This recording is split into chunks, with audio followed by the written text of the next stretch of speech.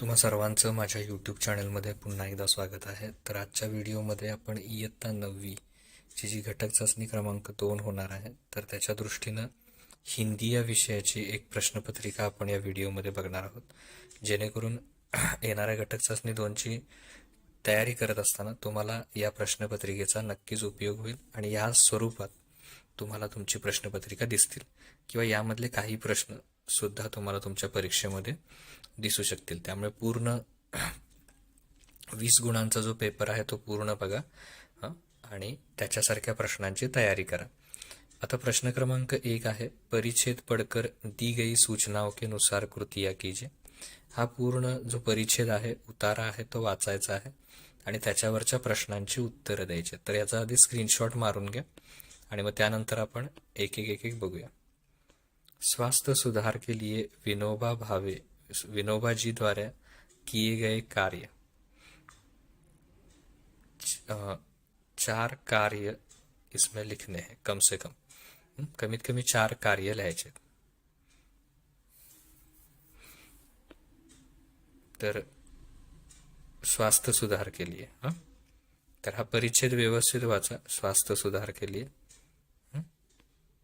आता स्वास्थ्य म्हणजे आरोग्य, तर ते व्यवस्थित इथे वाच.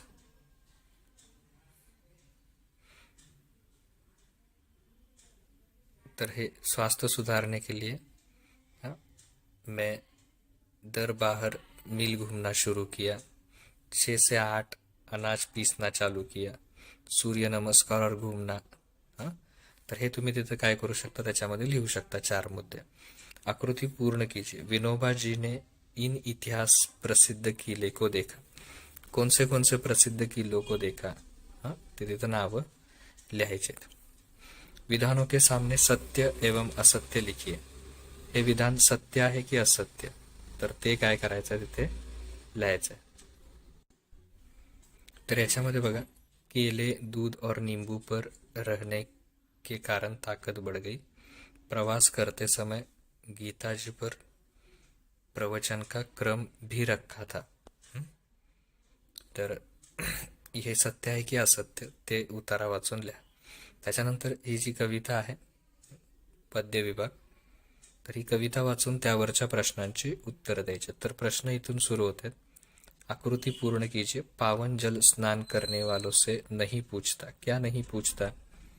उनकी जात. और 2 आणखीन 2 तिथे लिहायचे आहेत. त्याच्यानंतर दुसरं बघा, सही विकल्प चुनकर लिखिए. मैं तो बस जानता हूँ अपना धर्म, जीवन का मर्म अपने तट. मैं पावन जल हूँ, सिंधू नदी का, अरब सागर का, झेलम नदी. तर ती व्यवस्थित कविता वाचा, ही आहे इथे. त्याच्यानंतर बघा, सतत प्रवाहमान आदि बिंदू इस पद्यांश का भावार्थ लिखिए. या ओळीचा भावार्थ लिहायचा या दरम्यानच्या. आता बघा, पूरक पठन, त्याच्यावर आधारित हा प्रश्न 3 आहे. सूचनाओं के अनुसार परिच्छेद पढ़कर कृतियां कीजिए.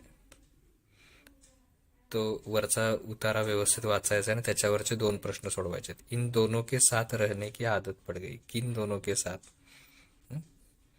पालतू प्राणियों के लिए आप क्या करते हैं, अपने विचार लिखिए. तर ते तिथं लिहायचे. आता बघा, प्रश्न 4, सूचनाओं के अनुसार कृतियां कीजिए. अधोरेखित शब्द का भेद पहचान कर लिखिए. बिल्ली भी कम समझदार जानवर नहीं है. नाम, संज्ञा, सर्वनाम, त्यानुसार प्रकार लिहायचा आहे, कुठला येतोय तो. निम्नलिखित वाक्य का सूचना के अनुसार काल परिवर्तन कीजिए. दोनों में से किसी एक. 7 तारे मंद पड़ गए, अपूर्ण वर्तमान काल मध्ये रूपांतरित करायचं. मोनू का खाना पीना छूट जाता है, सामान्य भूतकाल करायचं. त्यानंतर बघा पुढे तिसरा आहे, निम्नलिखित क्रिया के प्रथम तथा द्वितीय प्रेरणार्थक रूप लिखिए. झुकना, चलना. निम्नलिखित वाक्यों में से सहायक क्रियाएं पहचान कर उसका मूल रूप लिखिए. विनोबा ने तो हद कर दी.